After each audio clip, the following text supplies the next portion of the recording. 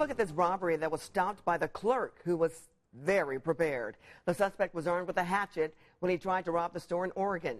But instead of handing over cash, the clerk pulls out a gun. That's when the suspect puts the hatchet there on the counter and says, quote, "I'm sorry, I'll leave now."